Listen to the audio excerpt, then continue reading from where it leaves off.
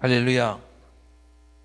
오늘도 하나님 우리에게 허락하시는 귀한 말씀을 통해서 저도 여러분도 함께 은혜 받는 시간 되시기를 먼저 주님의 이름으로 간절히 축원합니다. 예배소서 1장은 크게 두 부분으로 나눌 수 있는데요. 먼저는 하나님이 그리스도 안에서 우리에게 복 주신 것들에 대해서 하나님께 찬송하는 거고요. 그리고 두 번째가 오늘 읽은 본문의 내용인데, 하나님께 우리의 눈을 열어서 이 복의 충만함을 알 수 있게 해달라고 하는 사도 바울의 기도입니다. 그러니까 건강한 그리스도인의 삶은 뭐냐 하면요, 찬양과 하나님을 찬양하는 그 찬양과 기도를 결합시키는 삶인 겁니다. 많은 성도들은요, 늘 새로운 것, 새로운 축복들을 위해서 기도하는 것 외에는 아무것도 하지 않을 수 있어요. 하나님 이거 계획했으니까요, 그대로 되게 해주세요. 이것도 원합니다. 해주세요. 저것도 원합니다. 이루어주세요. 그저 날마다 새로운 축복 이루어지기를 바라는 소원의 기도만 한단 말이죠. 그러니까 그런 성도들은요, 하나님이 그리스도 안에서 모든 신령한 복으로 이미 주셨다는 사실을 잊고 사는 겁니다. 결국 사도 바울의 말씀은 이런 겁니다.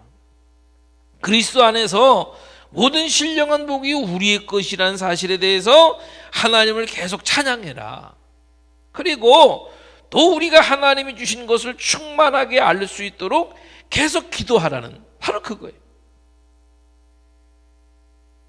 찬양과 기도, 축복과 간구, 이것을 결합시킬 때 우리의 영적 평형 상태를 잃지 않게 되는 것이란 말이죠. 아멘. 이 에베소서 1장을 보면 또 어떤 특징이 눈에 띄는데요, 삼위일체. 17절 말씀대로 지혜와 계시의 영, 곧 성령을 통해서 하나님에 관한 지식을 더욱 얻음으로 믿음이 깊어진다는 거예요. 다시 말하면은 좋은 성도가 되려면 성부, 성자, 성령 하나님을 인격적으로 경험하고 사귐을 가져야 한다는 거예요. 그러니까 여러분, 우리가 하나님을 안다는 것은요, 성부를 안다는 것이고, 그분이 그리스도 안에서 이루신 일들을 안다는 것이고, 모든 것을 충만케 하시는 성령의 강건케 하시는 임재를 안다는 겁니다. 그것이 바로 17절서부터 23절까지 말씀드려요. 그러니까 우리가 하나님이라고 말할 때 그 하나님에는 성부, 성자, 성령이 다 포함되는 거죠. 성부 하나님은 인류의 구원을 계획하셨고, 성자 하나님은 그 하나님이 육신의 몸으로 직접 이 땅에 오셔서 인류의 모든 죄를 대신해서 십자가에서 죽으신 것이고, 성령 하나님은 우리 안에 계셔서 하나님을, 예수님을 구주로 고백하게 하시고 늘 충만한 힘으로 우리를 도우시고 역사하시는 분이신 거죠. 할렐루야. 사도 바울이 본문에서 성도들이 뭘 알기를 원한다고 말씀하는데, 그게 뭐냐 하면은 그리스도의 부활이에요. 그것이 19절부터 20절 말씀. 그리고 그것이 하나님이 우리에게 베푸신 능력의 중요한 예라는 겁니다. 이것을 이런 단어로 말하고 있는데요, 힘, 두나미스죠. 강력, 크라토스. 역사하심, 에네르게이아. 능력, 이스쿠스. 이것이 만유의 주로 계신 그리스도의 모습이라는 거예요. 힘, 강력, 역사하심, 능력, 이런 것들이 말이죠. 이런 그리스도께서 자신의 몸, 곧 교회를 통해서 나타내시는 거예요. 교회는 주님의 몸이죠. 그리고 우리는 지체고요. 그러니까 우리 모두는 하나죠. 아멘. 그래서 지난 시간에 제가 말씀드린 것처럼 하나님이 주신 모든 복들의 범위는 우리예요. 우리. 나만이 아니고 우리가 구원받았고, 우리가 복을 받았고, 우리가 하나님께 찬송과 영광 돌리면서 사는 거예요. 아멘. 그래서 내 주위에서 일어나는 모든 일들은 나와 상관이 있는 겁니다. 어떤 성도의 자녀가 어려운 일이 있으면 나와도 상관이 있는 거예요. 어떤 성도가 아프면 나와도 상관이 있는 거예요. 그래서 함께 기도하고 위로하고 축복하고 그래야 한단 말이죠. 그러니까 교회에서 성도들 간에 대하면서도요, 괜히 이상한 그 세상 얘기만 하지 말고요. 물론 그렇다고 뭐 여러 가지 세상 얘기를 아주 안 할 수 없겠죠. 그래서 어저께 국가대표 축구가 진 얘기를 자연히 할 수 있고요. 그래서 소치 올림픽 얘기도 할 수 있고 말이죠. 예? 그렇지만요, 대화하다가 나 어디 아파 그러면요, 그래 안 됐다 그렇게 끝나지만 말고 그 사람의 손 부여잡고 주님의 이름으로 하나님께 기도하는 겁니다. 하나님, 우리 집사님, 권사님, 성도님 배가 아프답니다. 큰 병이 아니기를 원합니다. 주님 안수하셔서 아픈 것이 깨끗이 낫게 해주시옵소서. 손 붙잡고 간절히 기도하는 겁니다. 제가 미국에 와서 처음으로 그 사역했던 그 나성중앙교회를 떠나기 전에 제가 며칠 동안 부흥회를 인도하면서 이런 얘기를 했어요. 앞서 말씀드린 대로 모이면은 세상 얘기만 하지 말고요. 교회 와서도 식사 끝나면은 그저 목사님 어떻고 뭐 장로님 권사님 어떻고 막 그런 이상한 얘기만 하지 말고, 그러지만 말고 정말 서로를 위해서 기도해주고 서로를 위해서 염려해주고, 그런 대화를 나누라고, 그런 얘기를 한 적이 있어요. 그걸 지키고 있는지 모르겠습니다만은. 버스 기사와 승객이 싸우고 있었대요. 그 화가 난 승객이 버스 기사에게 큰 소리로 쏘아붙였답니다. 그래, 잘났다. 한평생 버스 기사나 해라. 그러니까 그 버스 기사 아저씨가 점잖게 한마디 했다는 거 아닙니까? 그래, 넌 한평생 버스나 타고 다녀라. 또 한 가지 있어요. 그 정류장에서 떠날 생각을 하지 않는 그 버스 운전사에게 화가 난 승객이 말이죠, 이놈의 똥차 언제 갈 거야 하고 화내니까 운전기사가 그랬대잖아요. 똥이 차야 가지요. 세상 사람들은 그래요. 세상 사람들은 그래요. 그렇지만 우리 크리스찬들은 서로를 위해서 기도하고 사랑하면서 살아야 하는 거죠. 우리 모두가 복을 받아야 된단 말이에요. 우리 모두가. 교회는 부활승천하신 그리스도께서 오늘날 자신을 나타내시는 주님의 몸인 겁니다. 그리고 성도는 한 지체고요. 그러니까 같이 아파하고 함께 위로하고 함께 기도하고 그래야죠. 23절 말씀에 교회는 그의 몸이니 만물 안에서 만물을 충만케 하시는 자의 충만이니라. 예수께서 하나님의 모든 것을 소유하시고 하나님의 모든 것을 나타내신다는 거고요. 그리스도의 몸인 우리 성도들은 장차 그분 안에서 그분의 부요와 온전히 참여하게 될 것이라는 겁니다. 할렐루야. 결국 오늘 우리가 읽은 본문에서 사도 바울이 하나님께 성도들 위해서 기도하는 것을 다시 정리하면요, 첫째가 18절 말씀이에요. 하나님의 부르심의 소망. 왜? 무엇을 위해서 우리를 부르셨는가라는 거죠. 그냥 아무 목적 없이가 아니에요. 하나님이 우리를 부르실 때는 어떤 목적을 염두에 두고 계셨던 겁니다. 그것이 바로 그의 부르심의 소망이라는 거예요. 그 소망은 바로 우리가 앞서 본 대로 그리스도 안에서 모든 것, 택하심, 구원하심, 평강, 기쁨, 자유, 이런 모든 것들이죠. 그것을 주시려고, 그 소망을 얻게 하시려고 우리를 부르셨다는 거예요. 할렐루야.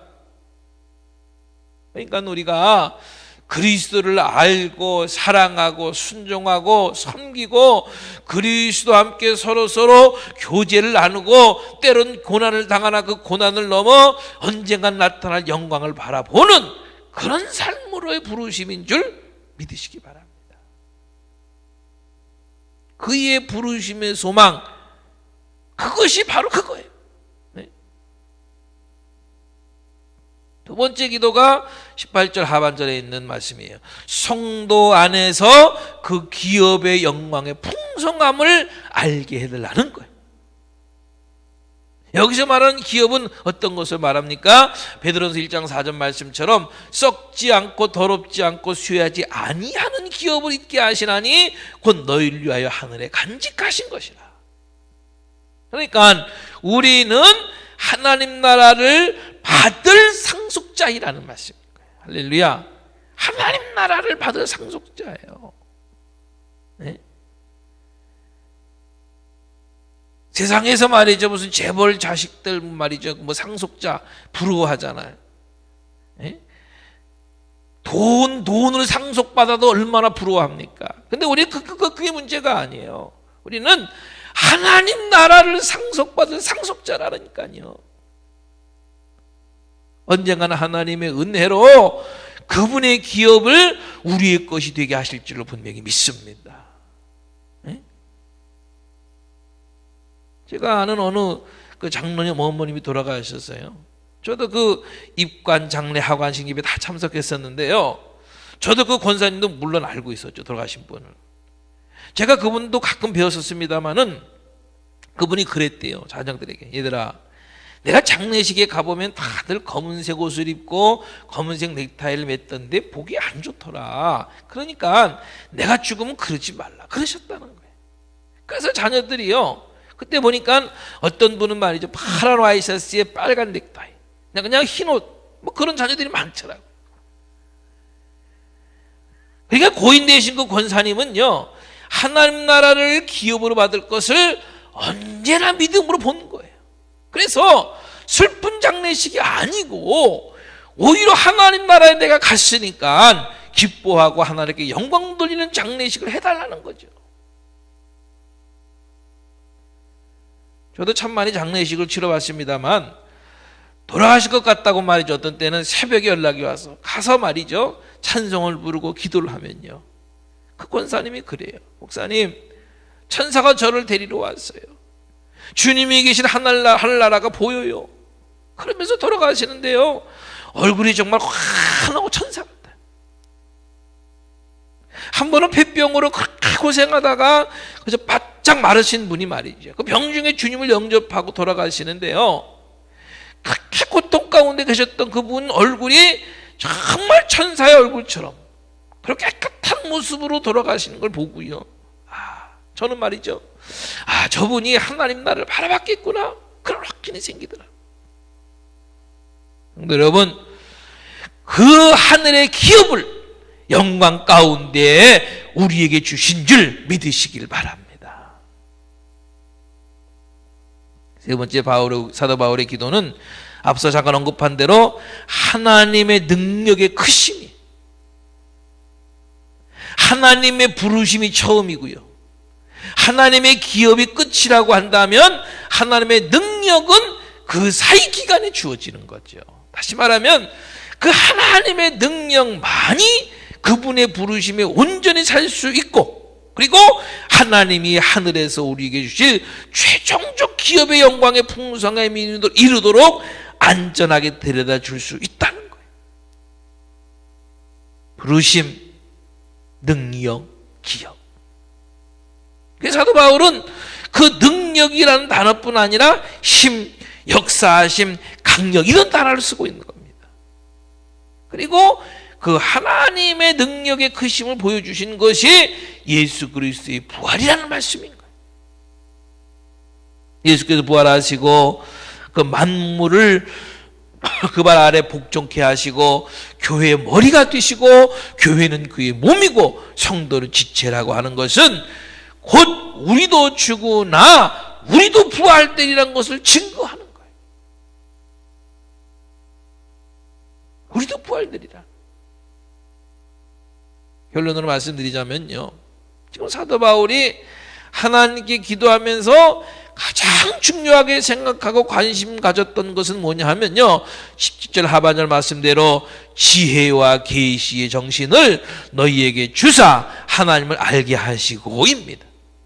다시 말하면 성부, 성자, 성령 하나님, 하나님의 능력, 예를 들어서 주님의 부활하심과 같은 말이죠. 하나님의 능력, 주님이 교회의 머리가 되시고 우리는 교회 곧 그 몸의 지체됨, 하나님 나라의 기업의 상속, 이런 모든 것들을 알게 하시는 성령에 따라 그 지식이 자라기를 간절히 소원한다는 거예요. 성도들이 말이죠.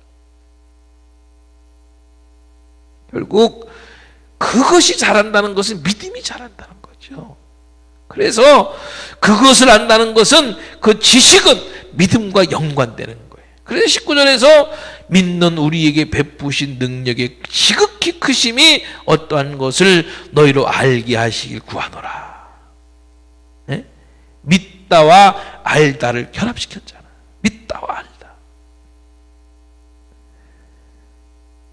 하나님의 말씀을 듣고 알고 확신하면요, 곧 믿음을 자라게 하는 겁니다.